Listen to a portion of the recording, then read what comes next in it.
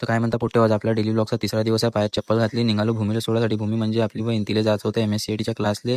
मग काय काढली गाडी आणि दिलं तिला सोडून, हे चालली ते अंदर. आता मग घरी आलो, कपडे घेतले, मम्मी म्हणे प्रेस करून आण म्हणे. मग दिले कपडे प्रेस करायला. मग आलो आपल्या नवीन घरावर. काल स्लॅब पडला होता, तुम्हाला म्हटलं दाखवून देतो म्हटलं बा. जमला तर तुम्ही सांगून दे जा. हे 2 जे खड्डे दिसून राहिले तुम्हाला, ते आपल्या संडास बाथरूमचे होते, नंतर पूर्ण पॅक होऊन जाईल. तेवढ्यात मला आपल्या भूमीचा फोन. भूमी म्हणे मला कॉलेजला सोडून दे म्हणे. मग काय काढली गाडी, दिलं तिला कॉलेजला सोडून. तिच्या तेवढ्यात मला लागली ती भूक. मग काय घरी आलो. घरी आल्यावर हे तमाशे दिसले. आता तुम्ही हे गाणे आहे का, मग मी तुम्हाला सांगतो समोरचं.